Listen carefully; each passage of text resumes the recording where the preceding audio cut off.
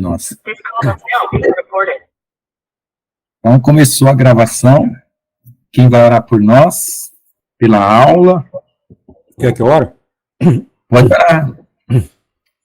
Senhor, estamos aqui reunidos, seus filhos aqui, que o Senhor tem escolhido ao redor do mundo para entender as suas mensagens, entender e adquirir sabedoria, adquirir conhecimento, entendimento.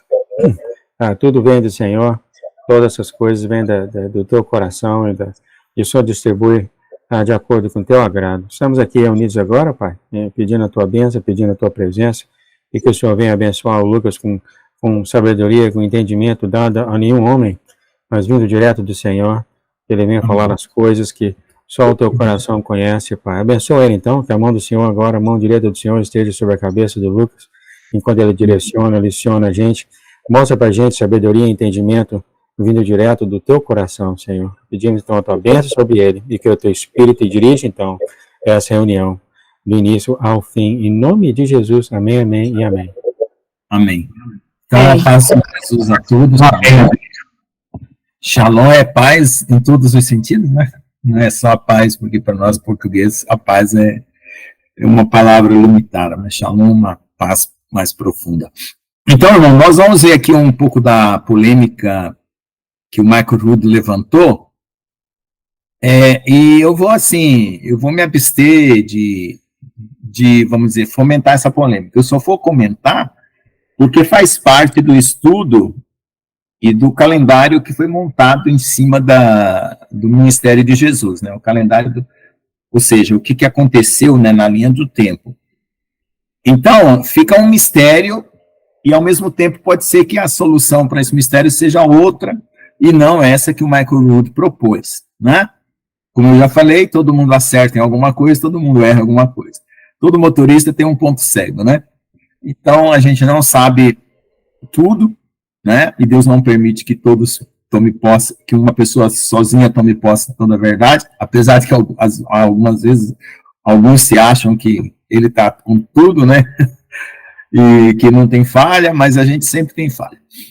Então, eu vou apontar aqui uma questão bem interessante que o Michael Rood mostra, que ele examinando as outras traduções antigas do Evangelho do João, procurando as escrituras mais antigas, essa frase que está no João 6,4, ora, a Páscoa, a festa dos judeus estava próxima, não existe nas versões originais, tá? Um outro detalhe que dá para ver também, porque assim, existem maneirismos, né, formas de falar, que estão no aramaico e no hebraico, que não tem como você traduzir. Então, existe aquela adaptada, aquela forçada de barra, né? E aí, por causa disso, você descobre que o original... Olha lá, começou a luta. É só começar. No original, a versão original deve ter sido aramaico ou hebraico, por causa desses maneirismos, dessas formas de falar.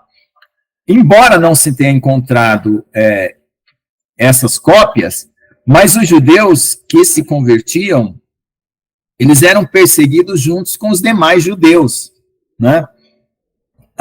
Por causa de uma heresia que foi criada por Marcião. Marcião, ele disse que, pelo fato de ter sido destruído Jerusalém e o templo,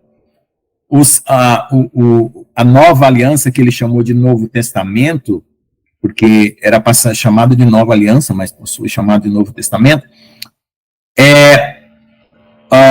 o Senhor tinha desamparado totalmente os judeus, e os judeus iam se extinguir, e só iam sobrar cristãos. Por causa disso, essa heresia trouxe consequências muito graves. Além da perseguição aos judeus, justificou-se lá na frente o nazismo, né? Então, o que aconteceu? Quando se formatou a Igreja, né, católica, ela se apoiou nessa afirmação desses pais da Igreja, que no caso existiam bons pais e maus pais, né? Que defendiam que a Igreja tinha que ser única, unificada na terra, institucional, né, no caso, e que fazia com que os judeus eram coisa do passado, E isso foi reunido esses argumentos, né, para justificar o aparecimento da Igreja Católica como uma instituição única. E nessa contagem de profecias, acrescentou-se essa festa, porque quando você analisa o Evangelho de João, de Mateus em paralelo, você vai ver que está sendo cumprido um calendário de festas, e que Jesus começa a fazer discurso em cima das festas, tá? Exatamente em cima das festas ele faz os discursos dele. Os discursos de Jesus não eram assim, deslocados do momento, né? Então aparece, vocês podem pegar na Bíblia aí de vocês, João 6,4, e conferir esse versículo que foi acrescentado, segundo Michael Rood, por causa dessa investigação que ele fez dos manuscritos antigos.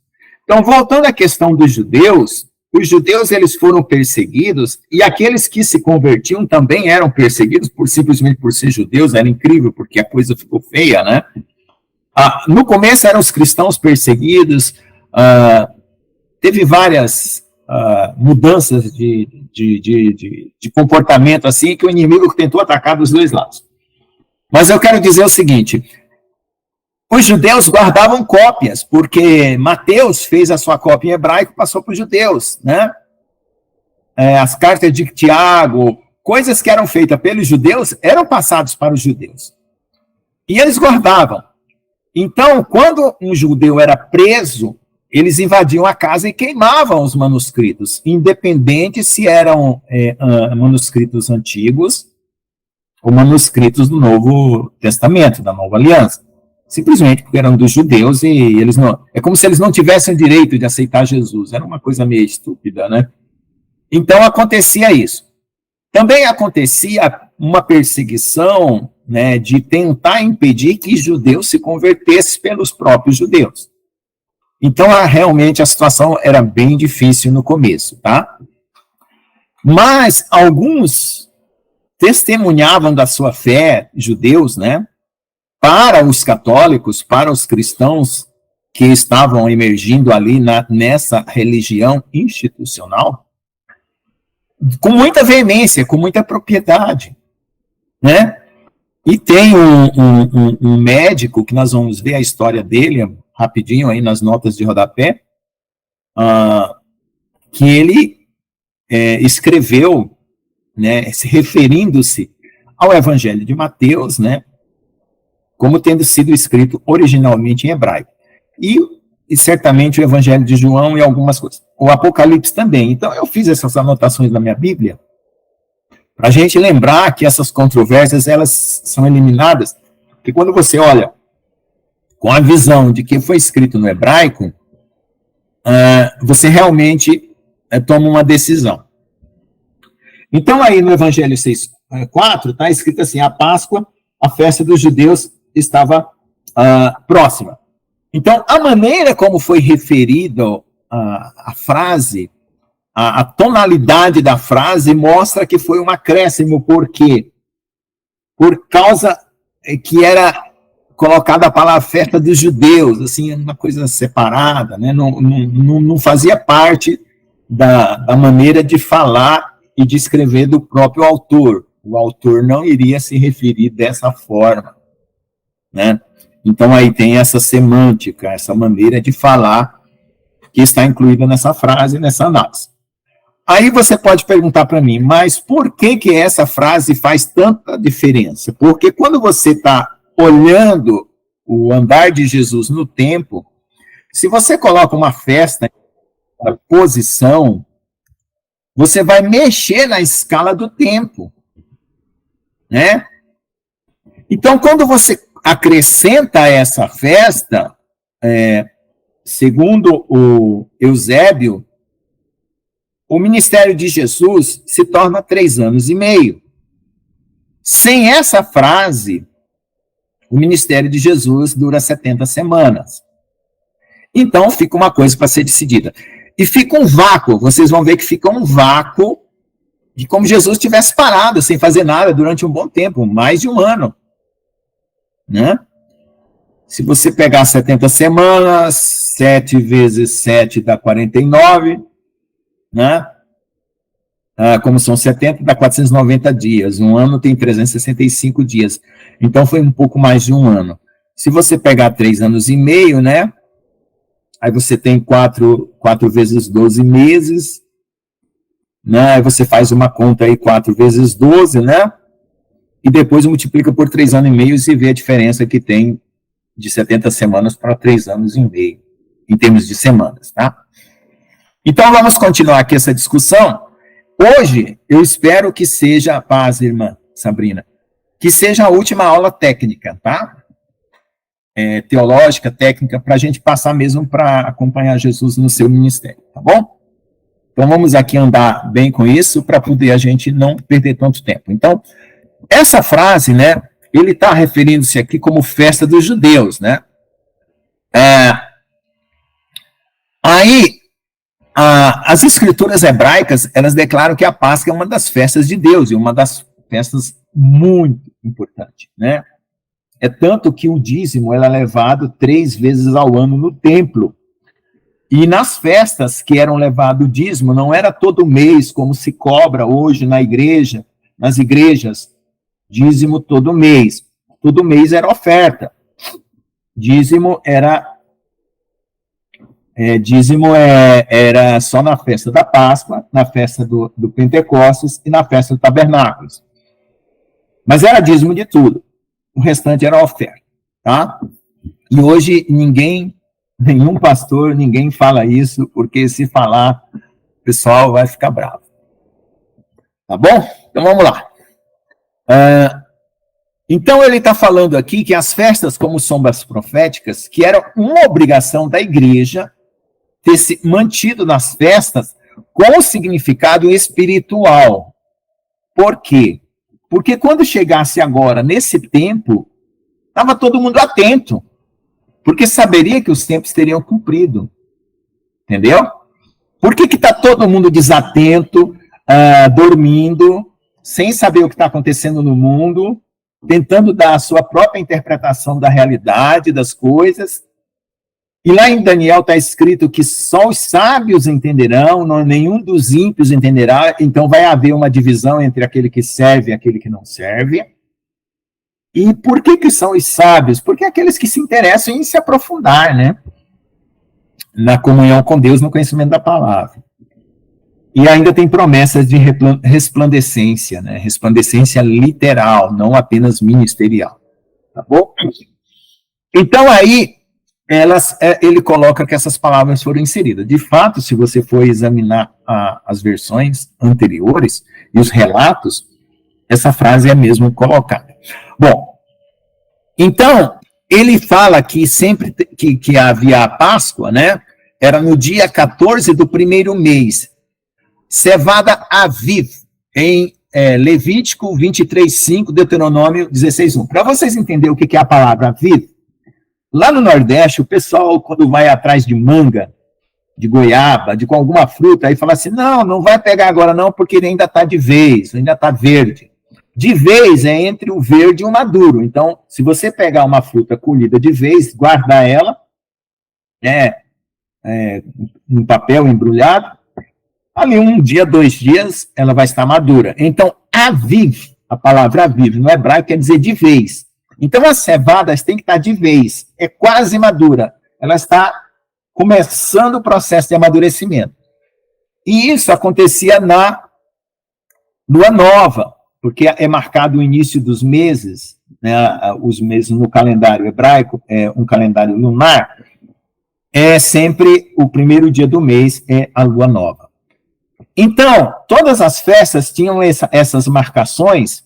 Então, quando a cevada estava viva, então tinha que combinar a astronomia, né, a contagem da lua, a posição da lua, com a posição agrícola, com o momento agrícola da cevada. Então, isso tem um significado espiritual. Por quê? Essa festa, ela era móvel. Então, ela podia ir para frente, né? Se não fosse avistada a lua nova, ou se não fosse verificado o grão do trigo e da cevada como avive, como de vez. Então, se você olhar na terra hoje, o que está faltando para Jesus vir? Se os tempos estão todos conjuminando-se. É nós estarmos maduros. Nós estamos em aviv. Nosso coração tem que estar em aviv, de vez, pronto para desembrulhar isso aqui, sair essa carne e entrar no mundo espiritual, com a transformação do nosso corpo, porque é a nossa redenção que nós estamos querendo. A promessa do evangelho, né, não é uma promessa filosófica. Se você for em qualquer religião, não existe a redenção do corpo. Né? Existe o crescimento, a evolução espiritual no mesmo corpo.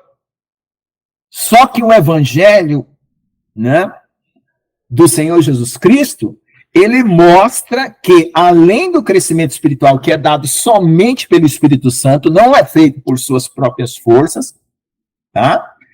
Ele também vai dar uma transformação no corpo, porque o pecado é vencido no corpo, e o corpo será transformado, e é o seu corpo, né? Não é o corpo de outro que você vai ocupar, é o seu corpo transformado. Então, essa é a ideia. Então, o evangelho, ele tem esse compromisso, de que quando Jesus ressuscitou, ele ressuscitou no mesmo corpo que ele estava, porém foi glorificado. E nós vamos ressuscitar ou ser transformados nesse mesmo corpo e seremos glorificados. E assim como Jesus é, nós também seremos, como está escrito lá no Evangelho de João. E assim como os anjos são no céu, né, com corpos glorificados, nós teremos corpos semelhantes aos anjos, vencendo a morte, podendo viajar pela galáxia, né? Sabe Deus quais serão as propriedades desse corpo maravilhoso. Por quê? Porque esse testemunho é real. E Jesus ressuscitou para esse testemunho real por 40 dias. E alguns ressuscitaram com Jesus como primícias e deram esse testemunho junto com Jesus por 40 dias. Mas não foi mostrado para todo mundo isso. Né? Então tem uma média aí de 500 discípulos ou 500 pessoas que tinham ouvido o discurso de Jesus que receberam esse testemunho. Tá? E alguns outros, né? Então, o que acontece? A ressurreição de Jesus, ela foi testificada. Tá? Depois criaram-se as outras histórias paralelas, né? Então, vamos lá. Então, nessa Páscoa, a ceia do Cordeiro também dá início à festa dos pães asmos, né? Que é uma sequência da Páscoa, que dura 7 dias. Antes da qual deve-se eliminar todo o pão levedado com fermento. O fermento representa o pecado. Então, lembre-se de uma coisa. Por que Deus criou uma linguagem agrícola para as parábolas e para o evangelho? Porque o nosso planeta é um planeta agrícola. Se nós morássemos em Marte, em Júpiter, em outro planeta, né, que tem uma outra estrutura, as parábolas seriam totalmente diferentes. Então, nós somos um planeta agrícola. Então, esse calendário de Deus, astronômico junto com o agrícola, forma a data das festas. Então, no mundo espiritual, o calendário astronômico que hoje está na Terra se cumprindo e no universo, no sistema solar, tem que casar com o agrícola espiritual, que é o seu amadurecimento. Então, trate de amadurecer, se você ama a volta de Jesus, o mais rápido possível. E trate de levar pessoas ao amadurecimento através do evangelismo, da palavra, né? Faça a volta de Jesus se tornar mais próxima possível, porque isso também vai trazer galardão para você. Então, apressar a volta de Jesus, como está escrito em não sei se a carta de Pedro ou de Paulo, é essa atitude de se amadurecer, de se posicionar como um cristão maduro e de promover esse amadurecimento do seu próximo. Então, o que acontece? Esse amadurecimento, qual é a base dele? É a renúncia de si mesmo, é a rendição total a Deus. Você se entrega para que Deus transforme toda a sua vida, do mais profundo do seu coração até a superfície aqui, que é a sua pele, onde você vai resplandecer. Amém? Então, vamos lá. Então, pão levedado não deveria ser encontrado em nenhuma parte da terra de Israel até que termine a festa. Deuteronômio 16:4. Essa é também uma das 3 festas anuais de peregrinação, porque tinha que ir lá em Jerusalém. As outras festas você podia comemorar em casa, mas essa tinha que ser de peregrinação. Ocorre ordenado a todos os israelitas subir a Jerusalém. Por isso que eles levavam os dízimos 3 vezes ao mês, na Páscoa, no Pentecostes e no Tabernáculo. Agora nós estamos próximo do Tabernáculo e muita gente vai para Israel agora no final do ano. É difícil conseguir hotel e é difícil acampar lá porque vem muita gente. Portanto, para constatar a inserção do versículo de João 6,4, deve-se examinar as escrituras para verificar se ou não o fermento havia sido excluído, ou se haviam sido feitas viagens a Jerusalém nesse período. Então, ele vai olhar essa narrativa e conferir com os fatos, tá? Aí, Jesus, como ele cumpria o calendário, porque ele era judeu, ele tinha que cumprir a lei, enquanto ele não morresse para libertar-nos da lei, ele tinha que cumprir. Como eu falei na aula passada, o evangelho ele foi sobrecarregado com a lei de volta, porque os pastores achavam que estava ficando muito fácil, né? Só entregar o coração, então vamos pegar mandamentos, vamos jogar a lei aqui para pesar um pouquinho, porque para ficar difícil, né? Não, basta ler Mateus, capítulo 5, 6, que você sabe o quão é difícil perdoar os seus inimigos, é quão é difícil andar 2 milhas, é quão difícil estender a túnica depois que ele tirar a capa. Entendeu? Então, era só olhar para Mateus 5 e 6 que você ia saber quanto é difícil renunciar. Você quer saber o quanto a sua carne é inimiga sua? Começa a cortar os seus prazeres, faça jejum, e você vai ver como você vai ficar bravo com Deus. Porque a carne não quer deixar, né, a sua zona de conforto. Tá bom? Então, veja lá. Como Jesus não subiu nessa época, Jesus não ia desobedecer a lei. Se ele desobedecesse a lei, ele não seria o Messias, ele estaria se desclassificando diante de todos. Então, esse versículo, ele criou um Jesus paralelo, um Jesus grego, que não obedece às festas judaicas. Esse Jesus grego é o adotado pela Igreja Católica como aquele que rompeu com o Velho Testamento.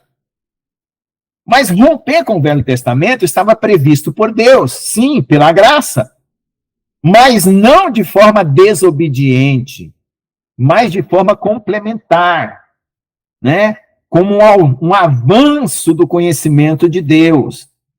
E o Jesus grego é uma ruptura com a Torá, uma ruptura desobediente. Não temos nada a ver com a Torá e vamos criar aqui uma nova doutrina, e aí começaram as heresias que gerou essa religião perversa, né? E que também gerou as outras, né, que vieram da católica, mesmo após a reforma, ainda alguns males permaneceram.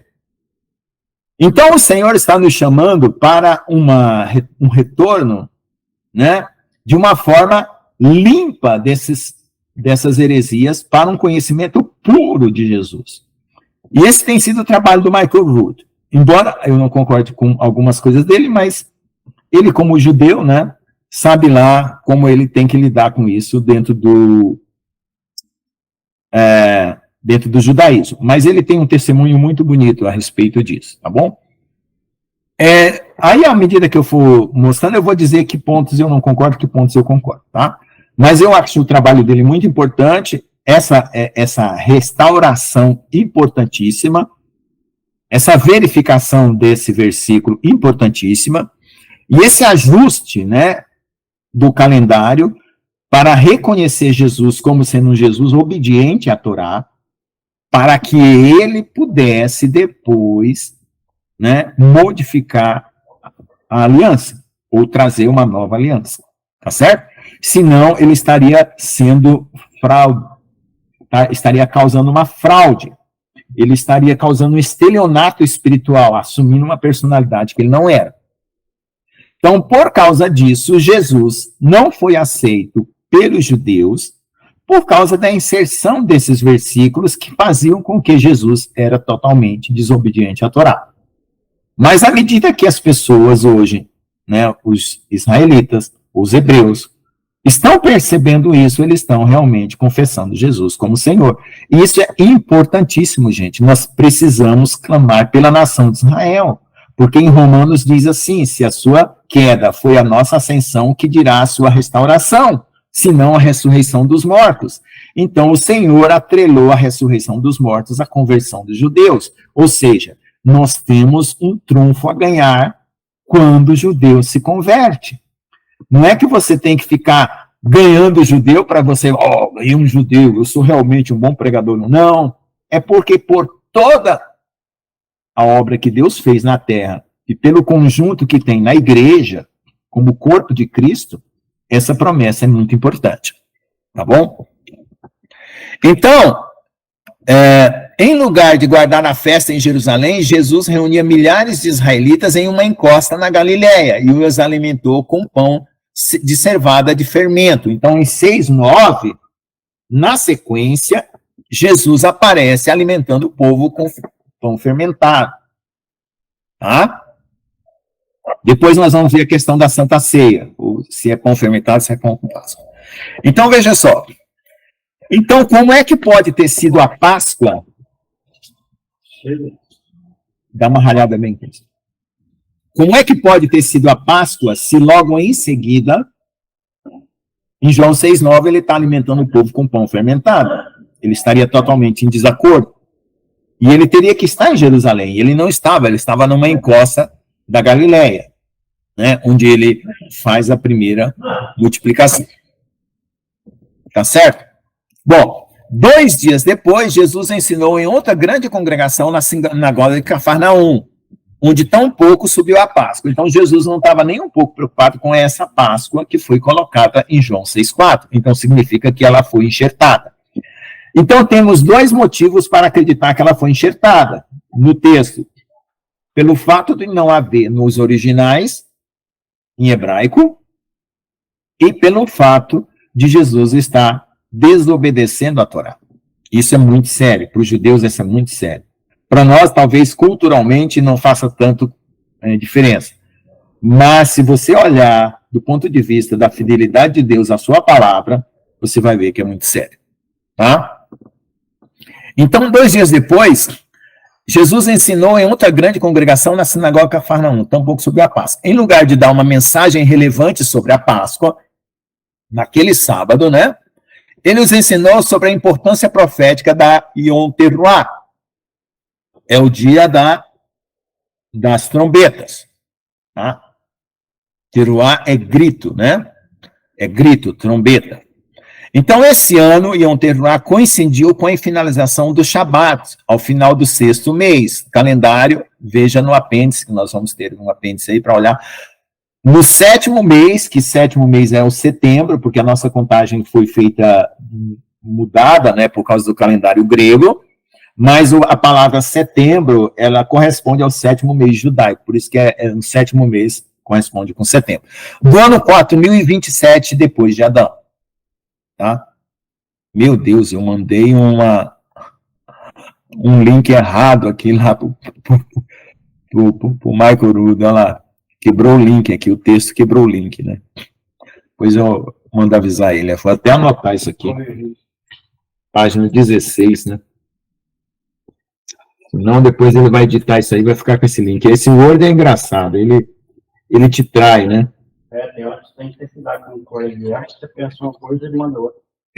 O Word, ele quando tem muita memória, ele vai quebrando os links que a gente fez dentro do texto, aí acontece isso, aí ele não te avisa, né? O Windows, ele é meio assim, George Bush, ele atira e faz pergunta depois, né? Então, é página 16, erro, tá? Então, o Linux, toda vez que acontece uma falha, o Linux avisa que houve a falha e você anota e tal. Você não fica sabendo, você entrega um texto achando que está perfeito. Jesus estava ensinando sobre o significado profético das trombetas, que começaria ao entardecer desse mesmo dia. Tá? Então, veja, se estavam as trombetas, elas distanciam da Páscoa praticamente 150 dias. 3 vezes 5, 15, 5 meses, né? Então, um absurdo que Jesus estivesse falando de trombetas numa época de Páscoa, porque nas outras datas ele fala em conformidade com a data, certo? Então, essa Yom Teruah, né, começa no entardecer desse mesmo dia, que ele fez essa multiplicação dos pães. 3 dias depois, no sábado, em Cafarnaum, Jesus reuniu outro grupo com 4.000 homens e os alimentou com outra provisão de pães. Então, ele faz 2 multiplicações de pães na época da festa das trombetas. E a inserção do texto diz que houve uma Páscoa, né? Porque na festa das trombetas não tinha problema comer pão levedado, tá? Então, com pães de cevada, levedado, multiplicado milagrosamente. Marcos 8:1-9. Então, você vai fazer o paralelo entre os evangelhos, você vai descobrir isso. Nesta ocasião, um grupo de fariseus de Jerusalém havia chegado a Galiléia para confrontar Jesus, foram até lá, né? E os seus seguidores sobre o assunto de quebrar as takanotes. Takanotes, né? São as leis rabínicas feitas por homem que Jesus quebrou todas, desobedeceu todas, porque são acréscimos feitos à Torá, acréscimos humanos, tá? Que hoje acontece na igreja evangélica quando se retorna às leis do Velho Testamento. Então, nesta ocasião, né, concernentes à sua cerimônia, lavar as mãos antes de comer pão. Então, aí começou a reclamar de comer o pão sem lavar as mãos. Nesse incidente, até os fariseus ultra-ortodoxos não mostram preocupação em guardar a festa de Jerusalém, senão eles mesmos estavam na Galiléia durante a Páscoa inventada para investigar os relatos de Jesus. Ora, se esses fariseus eram tão rigorosos, o que eles estavam fazendo na Galiléia, incomodando Jesus em lavar as mãos sujas, se eles deviam estar em Jerusalém comendo a Páscoa? Então, mais uma confirmação de que essa Páscoa foi inventada por Eusébio, tá? Para justificar, porque o Eusébio ganhou destaque dentro da Igreja Católica, e ele queria justificar essa teoria de que a Igreja Católica tinha tomado conta do reino de tudo na Terra. Então, para isso, ele tinha que dar às profecias de Daniel um cumprimento final de que estava tudo completo e que o povo de Deus tinha ficado para trás. É tanto que os católicos acreditam que nós estamos no milênio e que Satanás está amarrado. Por isso que ninguém luta contra Satanás na Igreja Católica e ninguém espera a volta de Jesus. Ah? Lembre-se disso, eu já fui católico e eu falava da volta de Jesus, era a mesma coisa de que falar um palavrão. E ainda, se eu falasse que o diabo estava pegando gente, ou gente endemoniada, era a mesma coisa de dizer que Satanás estava solto e que o milênio não estava acontecendo. Então, a igreja estava reinando no milênio. E não está. Essa igreja que está reinando aí é a Babilônia.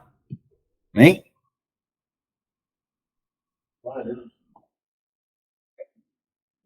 Bom, durante 2 semanas seguintes, Jesus começou a viagem para Jerusalém para a festa dos tabernáculos. Claro, depois das trombetas vêm os tabernáculos. Então você tem uma sequência de festas dada pela menorá. Vamos lá.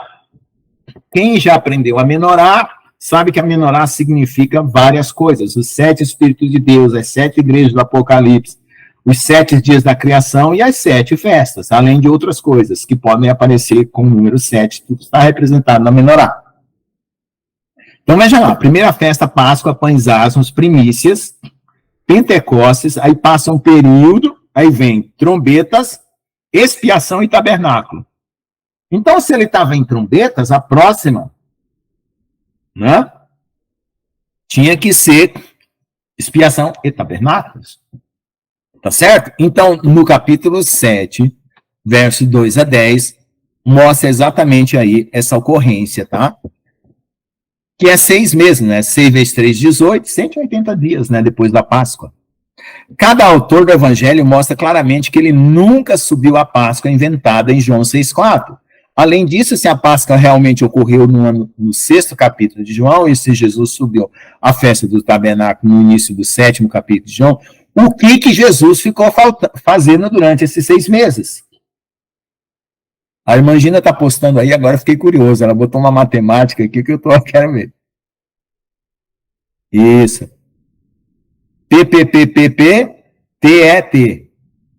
É Páscoa, tabernáculo. Que mais? O que é o E, irmã Gina? Tem que ver aí. Páscoa. P é Páscoa. E o T? Não, o E. O E é o quê? Expiação. Isso. Tá, entendi.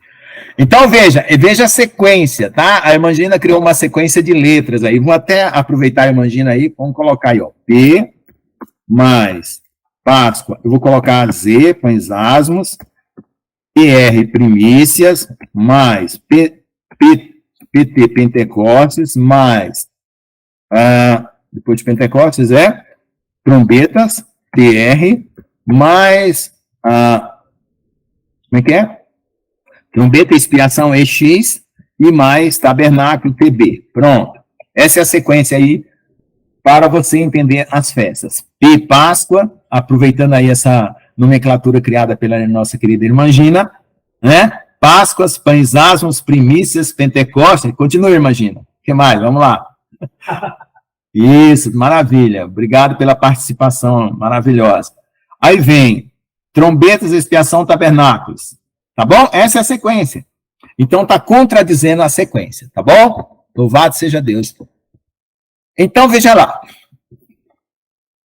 Isso, glória a Deus. Obrigado, irmã Gina.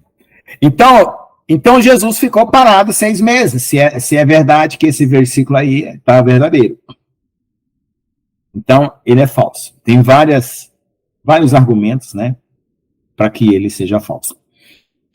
O João dormiu, né, durante 6 meses, né, e esqueceu de escrever qualquer coisa sobre esses 6 meses de Jesus.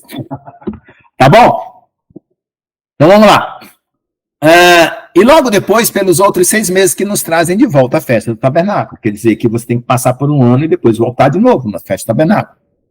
Tem algum sentido que os 4 registros do evangelho, de repente, façam um silêncio mortal durante um ano inteiro? Não, a Páscoa inventada do 6º capítulo de João é uma falsificação teológica sem sentido. Se alguém quiser arrumar uma teoria bem mais absurda, né, você vai lá numa igreja que já tentou arrumar essa teoria aí, tá? Aqueles entendidos nos requisitos divinos concernentes às festas sabem que algo está seriamente errado com as 8 palavras de João 6,4, que são 9 palavras no grego. Ora, a Páscoa, a festa dos judeus, estava próxima, então Jesus estava cometendo um grave erro. Então, se as 8 palavras de João não foram acrescentadas por falsificadores, então Jesus estava em direta violação com a Torá. As instruções explícitas registradas nos 5 livros de Moisés, os mesmos mandamentos que ele jurou que não veio destruir ou mudar. Mateus 5, 17 e 20. Então, eu vou falar um pouco sobre a Torá e sobre o dia em que Deus apareceu no Monte Sinai. Veja só. Muitas pessoas reclamam por que Deus não faz uma aparição pública para resolver o problema teológico aqui na Terra. Quem é o verdadeiro Deus? Qual é a verdadeira religião? O Senhor fez uma aparição pública, certo? No Monte Sinai. Essa aparição foi tremenda. E ali, todo o conteúdo que foi colocado na Torá, né, além daquilo que Moisés já tinha recebido antes, né, porque ele encontrou a sarça ardente, recebeu o ministério de pregar lá e livrar o povo da mão do faraó, foi acrescentado ali, inclusive o desenho do tabernáculo, naqueles dias que ele passou ali no Monte Sinai, 40 dias, pensa, 40 dias para pegar uma tábua da lei, depois o povo está adorando bezerro, sobe mais 40 dias para pegar outra tábua, 80 dias. Então Moisés ficou sabendo diretamente de tudo que foi escrito diretamente de Deus. Então, veja só, esse é um testemunho público que Deus fez, e o próximo vai ser a volta de Jesus. Além de nós mesmos, que vamos nos tornar testemunha pública quando formos transformados. Então, veja só, Então, não tem como Deus contradizer Deus, né? Então, aquilo que ele afirmou tem que ser reafirmado por Jesus, né? E tem que ser cumprido como uma sequência, tá? Quando você faz essa ruptura, você cria também, além de um Jesus grego e um Jesus judeu, você cria um Deus do velho e um Deus do novo, que é outro problema, certo? Aí cria-se essa ideia de que Deus é um Deus de ódio, que Deus mandava matar e aquela história toda. Essa questão aí, onde houve a necessidade da exterminação de alguns povos, o Senhor Jesus resolveu quando ele desceu e pregou o evangelho aos mortos. Então, todo mundo que ficou para trás recebeu a última chance, certo? Então, o inferno foi esvaziado quando Jesus pregou aos mortos. Então, para trás de Jesus não tem débito algum. Então, da agora para frente, nós temos o quê? Nós temos a volta de Jesus. E está escrito que quando ele se manifestar, todo olho o verá, até os que o traspassaram. Então, novamente, Deus vai limpar o inferno. E aquele que invocar o Senhor será salvo, onde quer que ele esteja, até no inferno. Né? Então, vejam só que o Senhor, ele fez uma varredura para trás e limpou o inferno e vai fazer outra na manifestação dele. Tá? Então, ninguém vai ficar sobre os guilhões da morte, os guilhões do pecado, se invocar o nome do Senhor, se crer nele de todo o coração. Tá certo?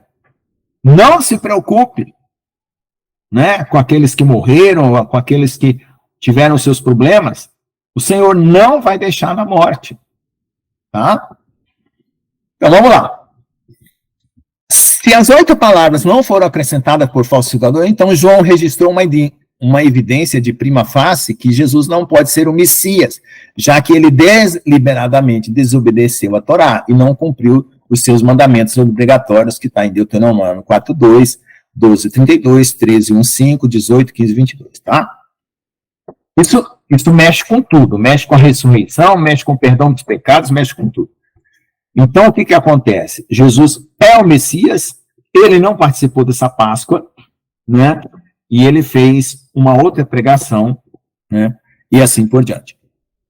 Então, aí, nós temos aí, se as 8 palavras, aí ele está colocando todos os argumentos, eu coloquei já 4, né? Ele está colocando mais outros aqui, tá bom? Não foram acrescentados, então todo o registro do Evangelho e Ministério de Jesus, de semana por semana, se detém habitualmente e se silencia mortalmente por um ano inteiro, exceto pela Páscoa inventada, tá bom?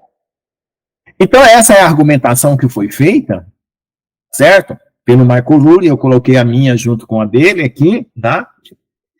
E aí, essa história que Jesus iniciou a nova religião, tá? Que substituiu as alianças eternas com Israel, é uma falácia, certo? Porque o que Deus está fazendo? Deus está completando as suas alianças com Israel e não substituindo, tá?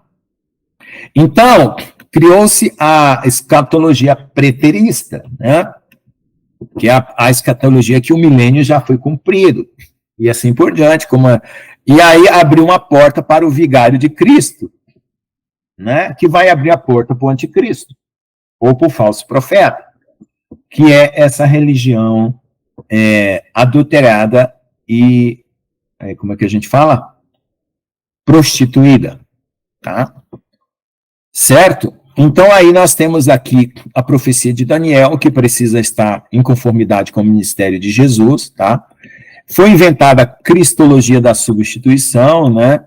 O ministério de 3 anos e meio, inventado por Eusébio, como eu falei, um período adicional, né? Inserido na interpretação de Atos e assim por diante. O apoio para essa doutrina, embora brilhante, foi fabricado a partir do nada pela teologia constantiniana do quarto século. Então, esses acréscimos foram sendo feitos, mas ela se consolidou no quarto século, tá? 330, mais ou menos, quando houve aquele concílio convocado por Constantino. Clemente de Alexandria, Tertuliano, Orígenes, Lactâncio, os pais da igreja dos séculos II e III, assim como Filastro, Gaudêncio, Evagrio, Osório, Orósio, Éfrem e meia dúzia de teólogos citados na Enciclopédia Católica intitulada Cronologia da Vida de Jesus, concordaram que o ministério durou aproximadamente 1 ano, ministério de Jesus. Os manuscritos mais antigos do Novo Testamento do século III e posteriores são cópias do texto que João realmente escreveu. A importância dos testemunhos dos pais da igreja é que eles são testemunhas de um texto mais antigo, que embora tenha se perdido, mas está registrado historicamente. Clemente de Alexandria fala disso, né? Escreveu no ano 200 que o ministério de Jesus durou um pouco mais que 1 ano. Né? Ele não poderia ter afirmado isso se João 6,4 tivesse em seu texto. Irineu de León viveu em 130 a 202, foi discípulo de Policarpo, tá? Inclusive tem até um filme sobre Policarpo. Ele também fala que as Páscoas, ele fez um estudo de João e contou quantas Páscoas haviam no Evangelho de João. Orígenes, que foi discípulo de Clemente de Alexandria, foi treinado no campo secular da crítica textual, né? Porque Orígenes, ele tinha muita cultura, né, da grega. Então, ele saiu para caçar os manuscritos e comparou sistematicamente, né? Em seu livro Primeiros Princípios, Jesus ensinou somente durante 1 ano e alguns meses, tá? Foi Eusébio, no 4º século, que expressou em Demonstratio Evangelistica, livro 8, 106, parágrafo 106, 8, né, a noção de que o ministério foi de 3 anos e meio, porque ele queria fazer valer o livro do profeta Daniel para encerrar o cumprimento das 70 semanas e começar o milênio, tá? Que ainda não começou para nós, tá certo? E está faltando a última semana, nós estamos encerrando a era da igreja agora, esse ano, e vai começar os últimos 7 anos, que é a última semana, que é do povo de Israel. Então, a era da igreja acaba esse ano, tá bom? Então, não se assustem se começar a surgir perseguições a partir desse ano e do ano que vem, tá? É o fim da festa. A afirmação de Eusébio baseou-se exclusivamente em sua própria interpretação profética, tá? Uma profecia que nem mesmo Isaac Newton, um dos maiores estudiosos da Bíblia, ao longo da história, foi o físico inglês responsável pela física moderna, a física da mecânica, né? Isaac Newton. Tá? Eu tenho os escritos do Isaac Newton, realmente um homem temente a Deus, foi perseguido pela Igreja Católica por denunciar muita coisa errada, tá? Então, e hoje a Igreja Católica chama o Isaac Newton de bruxo, tá? Claro, né? Você fala mal de uma coisa que... Então, a autoridade inquestionável de Roma foi a única base para a obediência exigida a este dogma escatológico herético de Eusébio. E assim, a Enciclopédia Católica reconhece claramente que Eusébio foi o único progenitor desta pontificação pedante. Quer dizer, é o único que afirma que Jesus teve um ministério de 3 anos e meio foi Eusébio. Qualquer um pode determinar qualquer coisa que deseja quando todas as perceptivas testemunhas ocularam morreram. Claro, as testemunhas morreram centenas de anos antes, né? E quando todas as escrituras foram sequestradas da população geral. Infelizmente, o tempo endurece e transforma o dogma infundado em tradição, que em muitos casos triunfa sobre a verdade. A primeira Páscoa do ministério de Jesus está registrada no 2º capítulo do Evangelho de João, a primeira, enquanto a última começa no capítulo 12.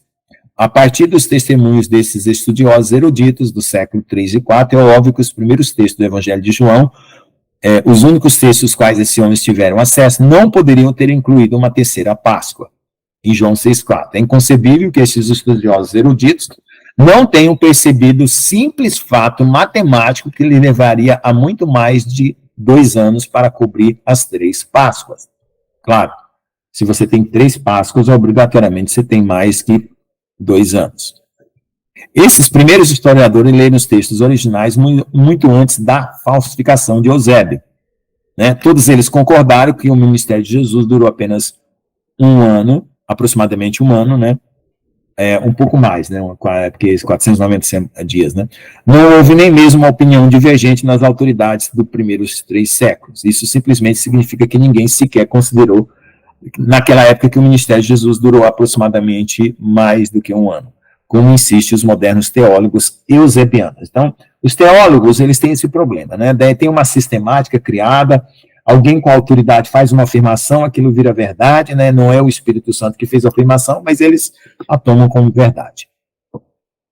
Além disso, Mateus, Marcos e Lucas registram apenas um ano do ministério de Jesus. É absolutamente impossível estendê-lo ainda mais se as festas de Jeová forem compreendidas. Então, nós precisamos das festas para compreender. Tá? Então, aqui tem as citações embaixo, tá? De onde foram tiradas essas referências, tudo, está tudo referenciado aqui, documentado, certo? Para mostrar que não foi nada foi inventado, certo? Eu fiz essa nota do tradutor aqui para mostrar o que é o aviv, né? Que é o popularmente de vez em português, né? Porque alguém pode ler e falar assim, o que é aviv? Eu fiz essa amostra aqui. Tá bom? Então, aí nós estamos aqui nessa situação, nós estamos já em 9 horas, né? E vou estender mais um pouquinho, aí nós encerramos às 10, porque eu vou só fechar aqui o assunto, tá? Então, o erro fatal, ele chamou isso de erro fatal, que foi o título aqui do começo da discussão, tá? Erros fatais, ele listou os erros fatais, né? E aí nós estamos agora fechando o assunto aqui.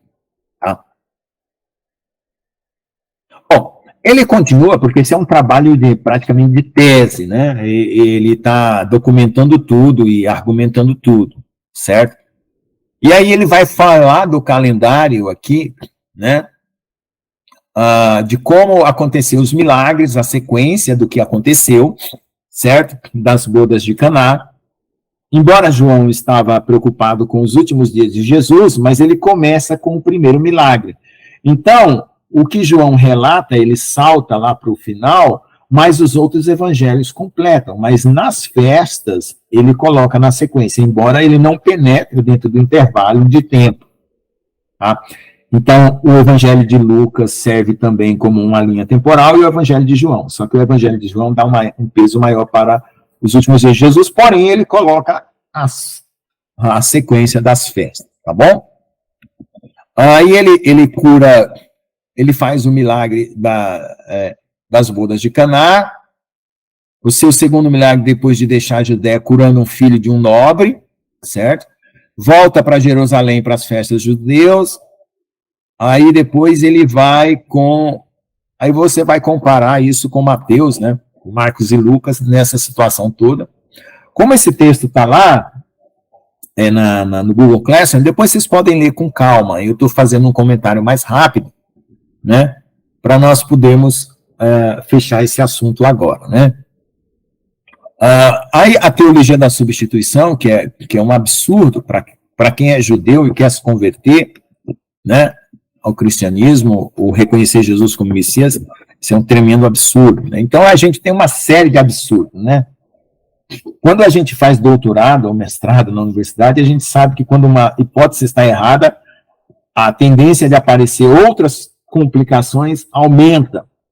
E quando uma hipótese está certa, a tendência de simplificar as coisas aumenta, ou seja, diminui as complicações. Então, essa tese do Eusébio só piora as coisas, só aparece mais complicação ainda, tá? E eu já mencionei aqui todas elas, né? A doutrina de Marcião, a separação entre judeus e cristãos, né? A perseguição dos judeus, né? A justificativa de se matar judeus e porque mataram Jesus, né? E embora tenha outras coisas na verdadeira história, mas isso foi o que foi vendido comercialmente, tá? Tá bom? Bom, ele continua argumentando aqui que não houve essa Páscoa, né? E assim por diante, tá?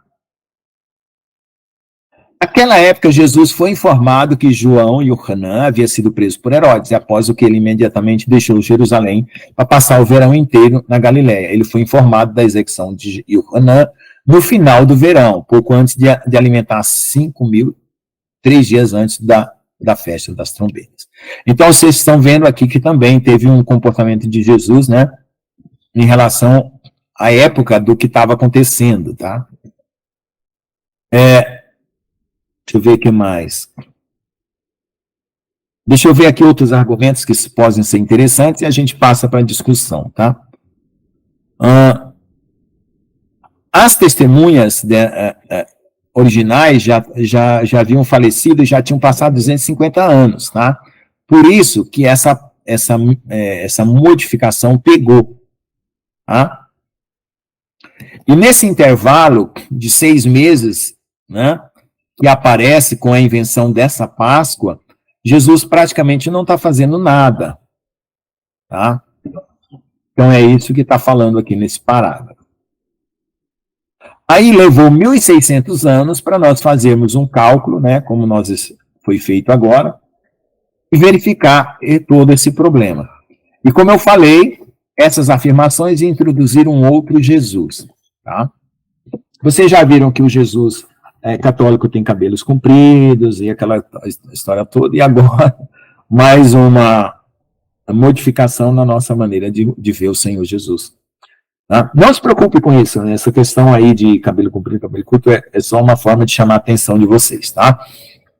Não se preocupe com isso, o Senhor vai conhecer o seu coração, que é sincero, independente do que você pensa sobre ele em aparência, porque a aparência dele não é mais aquela. E a nossa também não vai reverter, né? Depois nós somos transformados. Né? Vamos lá. O que Jesus, que foi apresentado com as 8 palavras, né? Um Jesus Cristo helenizado, um Jesus grego, né? Eu estou lendo mais ou menos aqui por cima e estou explicando, né? Para que aqueles que não têm tempo de ler nem de parar, né? Não vai perder nada, tá bom? Só que às vezes as pessoas querem mais detalhes, aí tem o texto, né? Tem pessoas que gostam de mais detalhes, outras não. Já entendeu? É suficiente, vamos para frente. Tá bom? Então, o que acontece? Você tem um Criador que se manifesta no Monte Sinai, tem um Salvador e tem um Redentor. São 3 aspectos de Deus. Criador, Salvador e Redentor. O Redentor está vindo, que é o que era, que é e que há de vir. Tá? Então, tudo isso tem que estar em coerência. Ok? Então, nós temos uma teologia sistemática que foi criada também em cima disso, que ela é fatal, porque ela, com esses inventos aí, né, eles realmente desfiguram o ministério de Jesus, tá? E quebra toda a sequência do propósito de Deus. Então, lá em Daniel, para quem não conhece Daniel, Jesus tinha que vir para restringir a transgressão. Veja, ele não elimina a transgressão logo no começo, ó. É restrição da transgressão. Tá? Depois ele completa a oferta pelo pecado com o seu sacrifício, ele vai expiar a iniquidade, ele vai trazer a justiça eterna e vai autenticar a visão do profeta e ungir o santo dos santos.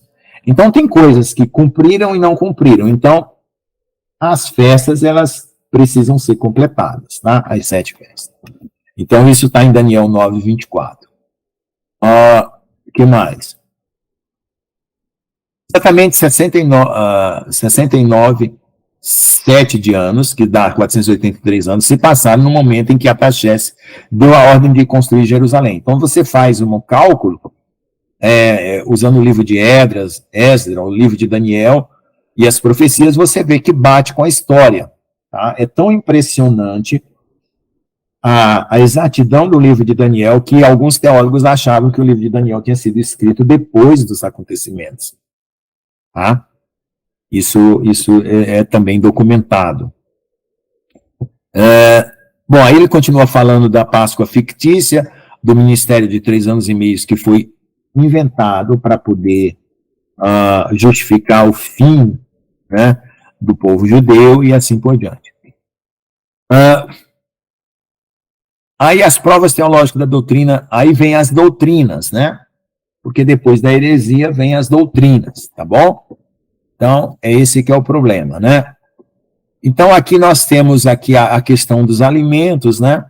Para o povo judeu, gente, para o povo judeu, o judeu que se converte, ele continua com a prática dos alimentos, né? Que não é obrigado para nós, porque na Assembleia de Jerusalém, né, foi colocado que a única coisa que os gentios deviam se abster era do sangue, da carne sufocada e da fornicação. mas não houve proibição de alimentos de porco e outras coisas. Mas o Michael Rood, ele acha que os cristãos deveriam obedecer à questão dos alimentos, tá? Então ele fala que eu não gosto de carne de porco desde criança, nunca me dei bem, mas isso sou eu, tá? Não vou ficar fazendo isso aqui, uma apologia de uma coisa pessoal, como se fosse válida para todo mundo. Eu não transformo nada particular em geral. Particular, geral é geral, tá? Tem gente que faz a doutrina pessoal se tornar a doutrina geral. Então, ele fala aqui que houve uma justificativa de Pedro, naquele episódio dos lençóis, né? Então, esse curso, você tem que conhecer a Bíblia, né? Se for um novo convertido que não leu a Bíblia ainda, não vai saber o que eu estou falando. Aí, ele fala lá, né, que Pedro foi até Cesareia, atrás desse pessoal que foi chamado para pregar o evangelho, e na hora do almoço aconteceu esse episódio dos animais impuros, né, mostrando que Deus estava santificando tudo. Tá bom? Vamos lá. Deixa eu ver o que mais. Portanto, os últimos 7 anos da profecia de 7 de Daniel, alegadamente cumprida no Torá, tá. Então, todo mundo entendeu essa questão, que é uma ruptura, viu? Isso aqui está rompendo com tudo que nós, herança católica que nós tivemos, tá? Não vamos odiar os católicos por causa disso, porque eles não têm ideia, assim como nós não tínhamos ideia. Nós vamos amar, né? Mas é uma coisa que, para nós, já vai ser cobrada, porque estamos sendo esclarecidos. Tá bom? Tá certo? Não é para você sair com uma espada na mão, cortando a orelha de todo católico que você vê. Tá? Aquele que for entendendo, você vai explicando. Tá bom? Então você tem que ver também que as profecias que foram cumpridas no Novo Testamento, elas também têm que estar de acordo com aquelas que foram faladas no Velho Testamento. Então, os profetas têm que bater com os apóstolos, né, e com o ministério de Jesus, tá bom? Então, esse reino do vigário de Cristo para reinar com vara de ferro, que é justificado pela igreja romana, não aconteceu, tá? É uma justificativa teológica falsa, tá? E aí nasceu a teologia dispensacionalista da substituição. O fato de ser dispensacionalista, que são as eras que Deus estabeleceu, não é problema. O problema é quando faz a substituição, porque Deus, ele é fiel. Ele vai salvar o povo judeu. Tá? Tá certo? E aí, termina esse argumento. Esse argumento em amarelo aqui, gente, na primeira versão do livro do Michael Rood, que ele colocou, desculpa, citando o texto em grego, os acréscimos que houve. Só que ele foi combatido por um teólogo metodista, e você tem aí na internet até a polêmica do Michael Rood com esse teólogo, falando mal do Michael Rood. Eu não gosto desse tipo de falar mal, né? Você tem que olhar, examinar realmente a pessoa na íntegra, não é porque você não concordou, você começa a falar mal da pessoa, né? E aí começou esse debate, o Michael Rood tirou esse texto em amarelo da versão inglesa, na segunda versão em inglês não aparece. Eu, como estava traduzindo, eu mantive e falei, Michael Rood, esse texto aqui que você tirou da nova versão, eu mantive e está em amarelo para você decidir aí se você mantém no português, se não mantém. Tá bom? Aí nós temos vários eruditos, né? Tem a Nestlé, que é a Nestlé, da Nestlé mesmo, tá? Eles têm porque a Nestlé tem uma origem cristã, tá? Embora agora parece que está indo para o lado da apostasia, né? Tá apoiando essa filosofia que está surgindo aí, né? Vocês sabem o que é que eu estou falando, né? O que está surgindo agora. Mas eles têm um investimento, né? Nesse globalismo. Quando fala globalismo, você já sabe. Então, a Nestlé, ela tem essa Haaland, né? Ele tem essa preocupação com a tradução dos evangelhos, então tem aí estudos, né, que indicam que o João 6,4, né, deve ser omitido, tá? Porque não está no original. E ainda tem o argumento de que tudo que Deus falou para Moisés, Deuteronômio 4:2, não deve ser tirado, nem diminuído. E que foi usado no livro de Apocalipse por João, tá? Que ninguém pode tirar nem acrescentar nada da palavra de Deus. Tá bom? E aí, ó, em Apocalipse, ele está juntando aqui, ó, não acrescentareis nada da palavra que te ordeno, nem deveis diminuir nada dela, para que possa guardar o mandamento de Deus, nosso Elohim, que te ordeno. E aí, em Apocalipse 22, tem a mesma promessa sendo repetida. Testifique a todos que ouvem a profecia deste livro, se alguém aumentar essas coisas, Jeová trará sobre ele as pragas que estão escritas no livro. E se alguém tirar as palavras do livro da profecia, Jeová tirar a parte do livro da vida e da cidade. Tá bom? Deixa eu ver o que mais. Aí nós temos outra referência, tá? Que no Palácio Lambert, também alguns reis, né, têm guardado manuscritos no mundo, né? Reis que foram cristãos fiéis têm guardado em biblioteca alguns manuscritos, tá? Hoje, pela internet, você consegue acessar esses manuscritos. É muito interessante, né? Que na Inglaterra, em alguns países, na Alemanha, né, na Holanda, em alguns lugares, alguns reis se preocuparam, né? Reis cristãos se preocuparam em guardar testemunhos, comprar pergaminhos, né? Guardar cópias. É muito interessante isso, tá bom? Embora hoje a gente esteja vendo a corrupção aí tomando conta do governo no mundo. Tá? Então ele continua aqui fazendo referências desse ministério, tá? E aí ele vai enfatizar toda essa questão, mostrando a descontinuidade do tempo no Evangelho de Jesus, né? Mostrando que esses 3 anos e meio foi inventado. Aí ele vai argumentar com a festa das semanas, tá? E ele continua o argumento, é isso que ele está fazendo aqui, tá? Então vamos dar uma olhada, para a gente fechar o assunto aqui, como ficaria a linha temporal da Páscoa, com a Páscoa e sem a Páscoa. Aí fecha toda a situação, tá bom? Então, vamos lá, e foi feito um gráfico, eu não sei se dá para girar, eu acho que aqui dá para girar, né? Vamos girar isso aqui. Opa, isso. Olha aqui. Isso aqui é o ministério de Jesus contínuo sem colocar a Páscoa. Tá? Então as festas estão na posição correta, certo? E a Páscoa está na sequência aí que a irmã Gina colocou para nós, tá? Está na sequência bonitinho aí, ó. Tá? Páscoa, pães asmos, primícia, Pentecostes, trombeta, expiação, tabernáculo. Ok? Todo mundo entendeu, né? As cores, para quem não está entendendo, o roxo é Mateus, Marcos é verde, Lucas é vermelho e João é azul, tá? Então, o João, ele salta alguns eventos, porém, os outros evangelhos colocam, tá?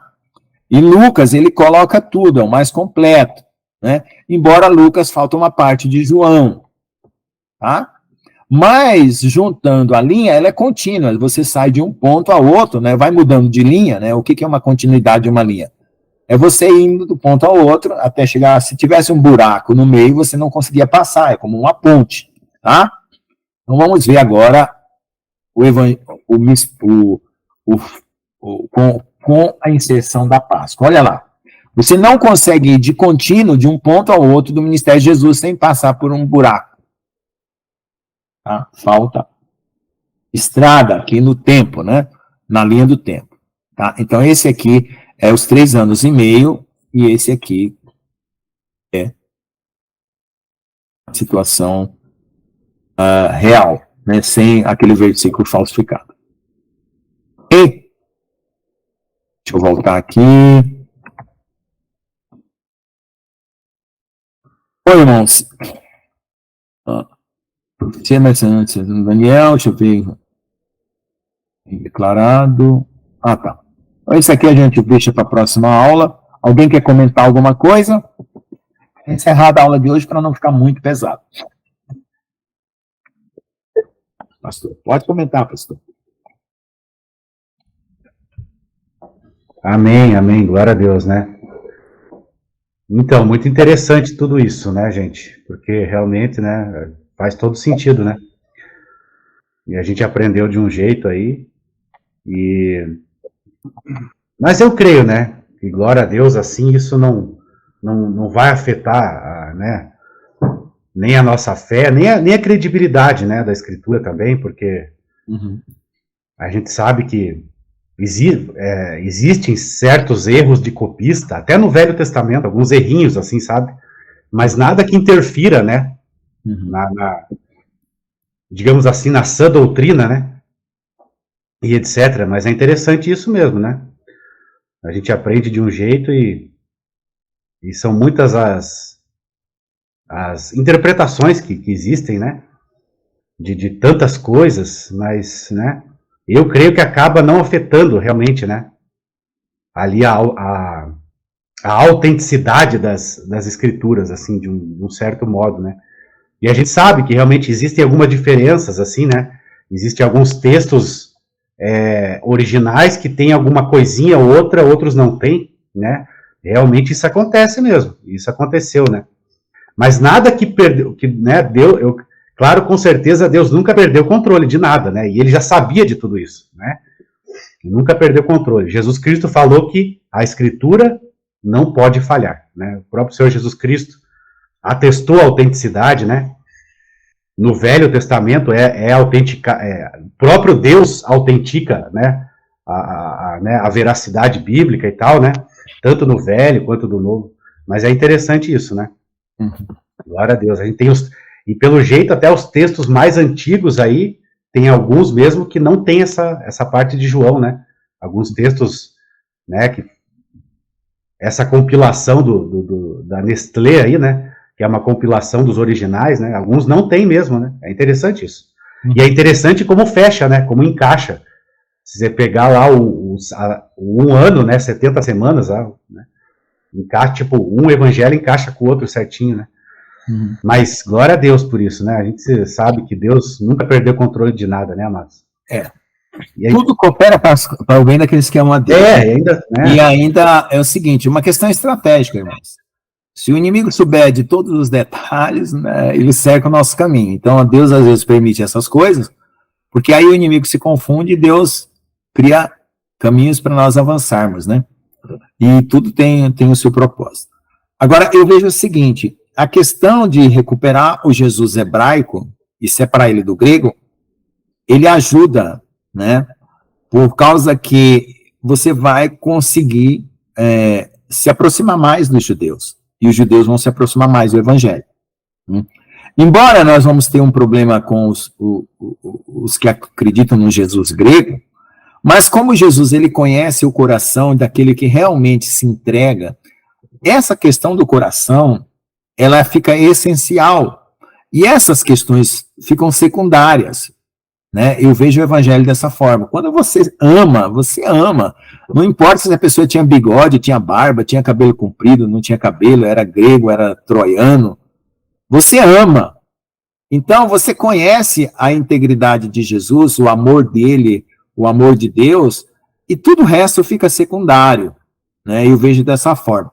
Agora, do ponto de vista de nosso alcance espiritual, de evangelho, é melhor que essas correções apareçam para que tire esses tropeços, para que outros que estavam impedidos venham a crer no evangelho, né? E que depois que fisgou, meu irmão. Depois do peixe fisgado, o pescador não vai perder esse peixe de maneira nenhuma, tá bom? Né? Aqueles que vêm a mim, de maneira nenhuma lançarei fora, né? E o Pai, eu faço a vontade do meu Pai, que é a vontade do meu Pai, que nenhum dos que dele me deu se perca. Amém, irmãos? Mais alguém quer comentar alguma coisa? Eu queria só comentar, né, a questão, eu achei muito interessante que o pastor Lucas falou aí, que a questão das festas serem cumpridas dentro de nós. Muito interessante isso. Amém. Né? As festas têm que ser cumpridas dentro de nós. Muito Exatamente. Legal isso. Né? Aí sim a gente vai estar preparado para, né? Tudo. Quando o Senhor vir, né? Interessante isso. E isso é muito forte e é verdadeiro isso. As festas têm que se cumprir dentro da gente. Amém. Né? Todos os significados das festas. É bom ver o pastor Jones apaixonado pelas festas. Amém. Amém. Mas, meu querido, depois de tantos anos, décadas pregando isso, aquilo, outro, sobre sobre as festas santas, sobre a Aviv, você fez uma declaração mais linda que eu já ouvi. Nunca nem mesmo pensei dessa forma, que o Aviv, você comparou o Aviv como o coração daqueles que estão vindo, e quando você olha assim nas festas santas do Senhor, descreve isso mesmo. O Aviv da cevada, a cevada tem que estar Aviv. Para quê? Para que as festas santas do Senhor possam até começar. Se o Aviv não estiver preparado, as festas santas do Senhor não pode comemorar, não pode começar. E aí quando isso aí geralmente acontece quando a primavera está muito cedo no ano, e a cevada em Jerusalém ainda está verde, não pode ser colhida, porque não presta para nada. Entretanto, você não pode esperar muito, que a cevada não vai ser boa depois, que está muito seca. Então, de 3 em 3 anos, por aí, né, um mês é adicionado no calendário do Senhor, é muito, muito lindo isso quando você comparou a cevada como o coração do Senhor. E aquela cevada que ela é colhida do campo, e é exatamente essa cevada que é colhida pelo sumo sacerdote, pelo Senhor, depois que ela está preparada, que é levada depois na oferta de movimento, que é o dia depois do sábado, e essa cevada, própria cevada, que ela é movida perante o sumo sacerdote, perante Deus. E depois que você falou isso, mas que lindo isso que você falou, é realmente verdade isso. Tem que haver uma preparação do Senhor, né? Lindo isso, meu amado, muito bonito. Fiquei Glória a Deus. Obrigado, Pai, por... Glória a Jesus. Mais alguém quer comentar? Quem não entendeu, quem entendeu, quer dizer o que entendeu, o que não entendeu, né? Tá bom, irmãos. Quem vai orar, então? Nossa, agradecimento. Minha tia vai orar. Ou vai comentar. Pode ficar à vontade, tia.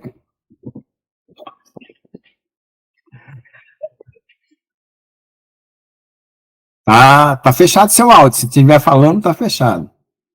Desculpa. Então, eu queria comentar sobre quando você falou, né, que algumas pessoas falam que Deus nunca se apresentou. Aí você citou, né, que Moisés subiu ao monte 2 vezes, né? Uhum. Mas a gente pode ver que ele se apresentou ali quando ele estava guiando o povo, né, para a terra prometida pelo deserto, através da coluna de fogo de noite e a nuvem durante o dia. Então, essa foi a manifestação de Deus, que todos puderam constatar, né? A presença dele. Então, não foi só Moisés que teve contato de ver Deus, né? Porque, na verdade, ninguém vê Deus, né? Ele é tão imenso que ele se apresentou ali como uma coluna de fogo para guiar o povo dele de noite e a nuvem durante o dia. E outra coisa também, né? Você colocou aí, que é a salvação ali para os judeus. Na verdade, os judeus se espalharam o mundo afora, né? Então, apesar da Bíblia dizer que os judeus estão ali em certas regiões, mas os judeus estão no mundo inteiro. Nós até somos descendentes de judeus, né? Meu avô era judeu. Então, na Bíblia, na própria Bíblia diz, né, que os filhos de Abraão são aqueles que compartilham da mesma fé que lhe foi imputada como justiça.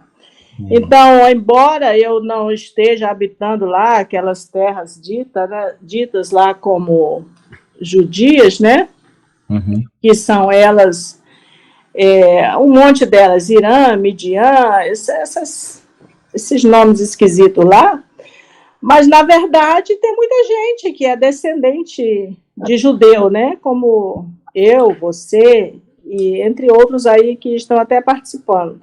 Amém. Mas, na verdade, o que significa realmente, né, ser filho de Abraão, é justamente aquele que compartilha da mesma fé. Amém. Né? Então, esses realmente vão ser abençoados. Né? Porque lá em Romanos 4:3 diz, né? Pois que diz a Escritura, creu Abraão em Deus e isso lhe foi imputado como justiça. E todos aqueles que creem em Deus, é imputado como justiça. Só para deixar claro aí. Glória a Deus. Que nós, judeus, né, estamos espalhados pelo mundo todo. Glória Obrigada, a Deus. irmãos. Amém. Quem vai orar? Pode orar, tia. Para nós encerrarmos. A minha irmã, eu não sei se ela veio, já saiu, ela estava em curso, né? Depois ela vai assistir. Está fazendo outro curso. Mas pode orar. Obrigada, nosso Deus, nosso Pai, por mais esse dia que o Senhor acrescentou sabedoria às nossas vidas, que nós possamos aplicá-las no nosso dia a dia, que nós possamos crescer, meu Pai amado, em sabedoria, e assim participarmos, Senhor, da graça do Senhor Jesus Cristo, e poder dividir, Pai amado, todo esse conhecimento que nós estamos adquirindo com outras pessoas, Pai, de alguma forma contribuindo para o crescimento de outras pessoas. Porque nós sabemos, Pai amado, que a informação nos liberta. Aqueles que não têm conhecimento de Cristo, Pai, eles estão presos, Pai amado, ali nas trevas. E o nosso papel, Pai, é mostrar a Tua luz, é mostrar Jesus Cristo, porque só através dele é que realmente alcançamos a luz. Obrigada pelo seu filho Lucas, obrigada por cada participante aqui, Pai amado, nesse estudo. Continua nos abençoando, Pai, nos dando força para estarmos juntos aqui, nos auxiliando uns aos outros, Pai, porque tudo isso é feito para a honra e glória do seu santo nome. Obrigada em nome de Jesus. Amém. Amém. Amém. Todos. Aí temos Amém. A próxima semana, terça-feira. Boa noite, Cleiton. Boa noite. E nós estamos na Boa festa noite, das Deus trombetas, abençoe. não esqueçam. Hã? Nós estamos na festa das trombetas. Sábado à noite. Isso. Domingo à noite celebra os mistérios de Deus. Isso. Tem a diferença dos cristãos, que o cálculo deles é baseado no sol. A gente está esperando. Nós temos gente que anda lá em Jerusalém, ver se eles vão ver a lua. Vamos ver. Amém. Aliás, já parou de cancelar? É outro assunto aqui. Já? Não. Você quer que eu pare de gravar? A gente conversa amanhã. Tá bom, se quer que eu pare de gravar, eu paro. Não, para. É assunto de hoje. Boa noite, querido. Boa noite. Boa noite. Amém. Deus Paz abençoe. para todos. Boa noite. Boa noite, fiquem na paz. Boa noite. Amém. Deus abençoe. Boa noite.